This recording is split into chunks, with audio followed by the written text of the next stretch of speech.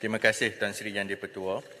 Saya mulakan dengan merujuk kepada beberapa peruntukan dalam Akta Pemajuan Perumahan dalam Kurungan Kawalan dan Pelesenan 1966 dan Peraturan-Peraturan Pemajuan Perumahan dalam Kurungan Akaun Pemajuan Perumahan 1991 berkaitan akaun pemajuan perumahan seperti berikut. Seksyen 7A Kurungan 1 memperuntukkan supaya pemaju perumahan berlesen membuka suatu akaun pemajuan perumahan dengan izin Housing Development Account HDA. Seksyen 7C memperuntukkan supaya pemaju menyimpan apa-apa rekod perakaunan dan rekod-rekod lain yang menjelaskan transaksi dan kedudukan kewangan pemaju. Seksyen 7E memperuntukkan pemaju dalam tempoh 6 bulan selepas berakhir tahun kewangan untuk menghantar dan menyiarkan dalam warta suatu salinan laporan juru audit salinan kunci kira-kira dan akaun untung ruginya kepada pengawal perumahan.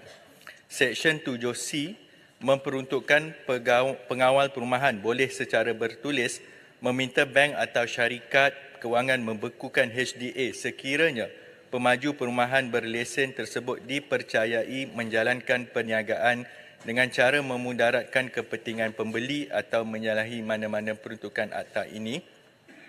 Peraturan 4 Pemajuan Perumahan 1991 telah memperuntukkan semua pemaju perumahan yang berlesen memasukkan kesemua wang yang dibayar oleh pembeli dan pinjaman wajib ke dalam akaun HDA. Peraturan 7 adalah untuk mengawal pengeluaran wang oleh pemaju dengan kebenaran pihak bank bagi tujuan tertentu sahaja mengikut peraturan ini seperti yang ditetapkan. Oleh itu, Akta 118 dan peraturan-peraturannya telah menggariskan dengan jelas berkaitan HDA dan laporan kewangan yang bertujuan untuk mengurangkan risiko projek menjadi sakit dan terbengkalai. Bagi menjawab persoalan yang berhormat sebentar tadi, KPKT telah mengambil tindakan membekukan sebanyak 20 akaun HDA bagi projek dalam kategori sakit. Tindakan pembekuan ini adalah berdasarkan kepada siasatan yang menunjukkan pemaju mengabaikan tanggungjawabnya dan boleh menjejaskan kepentingan pembeli. Selain itu, pemaju juga boleh dikompaun sehingga maksimum RM50,000 sekiranya gagal melaksanakan kewajipan sebagaimana peruntukan di dalam Akta 118 dan peraturan-peraturannya. Sebanyak 2 telah dikeluarkan bagi kesalahan di bawah Seksyen 7 Kurungan E pada tahun 2022 dan 2023. Seterusnya, KPKT melalui Jabatan Perumahan sentiasa memastikan pemaju perumahan berlesen patuh terhadap peruntukan yang telah ditetapkan berkaitan HDA.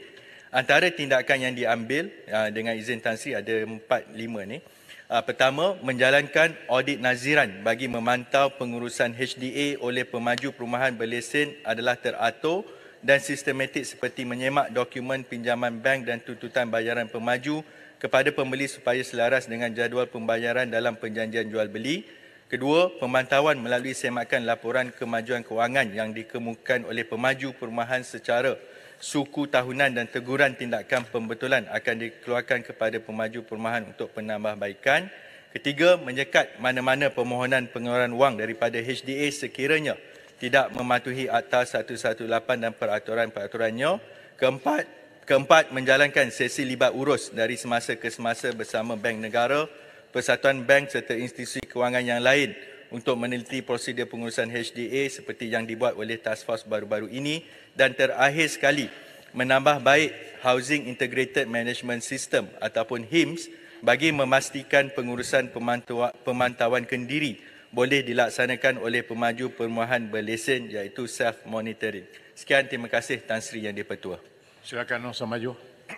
Terima kasih Yang Berhormat Timbalan Menteri atas penjelasan yang begitu baik, dan saya ingin membawa perhatian kita kepada hakikat di hadapan kita semua bahawa dengan adanya HDA pun masih ada projek-projek yang sakit, masih ada projek-projek yang terbengkalai. Malah dalam bajet 2024 ini pun diperuntukkan RM1 bilion untuk peruntukan untuk pemulihan projek-projek yang terbengkalai. Saya ada kegusaran mengenai projek di Wangsa Maju projek residensi hektar di mana ia telah dikategorikan sebagai projek sakit. Kalau keadaan ini berlarutan, ia akan dikategorikan sebagai projek terbengkalai.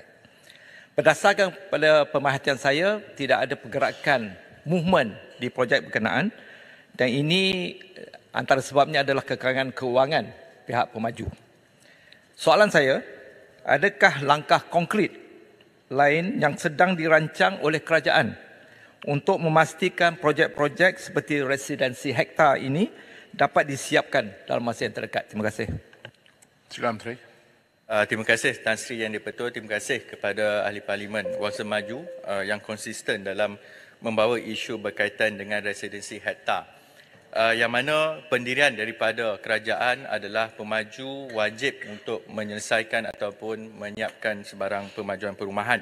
Dalam kes ini, di hektar residensi memang di pihak task force kita telah pun memanggil perbincangan, mengadakan pertemuan dengan sama ada pemaju, pihak pembeli, memanggil pihak institusi kewangan dan juga turun ke tapak projek. Namun seperti yang YB sebutkan sebentar tadi, memang terdapat kekangan yang agak jelas bahawa dari segi kekuatan kewangan di pihak pemaju ada keterbatasan. Maka sebab itu kalau dilihat sementara sudut yang kedua, Yang Berhormat juga sebut soal bagaimana Yang Amat Berhormat Menteri Kewangan telah mengemukakan dalam Belanjawan 2024 iaitu dana jaminan khas. Sementara saya sendiri secara daripada KPKT mengharapkan agar Dewan ini dapat meluluskan belanjawan supaya kami di pihak task force ini boleh membantu untuk menilai projek-projek sakit ataupun terbengkalai. Keutamaan ataupun cadangan bagaimana jaminan khas ni dapat diguna pakai, kita akan kemukakan kepada Kementerian Kewangan. Antaranya adalah supaya projek yang kita nak bantu melalui dana jaminan khas kerajaan ini, rumah tersebut adalah rumah mampu milik di bawah harga RM300,000. Kita juga cadangkan supaya pemajuan projek itu pun telah melepasi sekurang-kurangnya 80% tahap pemajuan. Dan juga kita perlu melihat program perumahan yang terletak di bawah kerajaan ataupun pihak berkuasa negeri yang sebenarnya lebih kepada tujuan menyediakan rumah mampu milik tetapi juga menghadapi risiko projek sakit. Terima kasih Tan Sri Yang di-Pertua.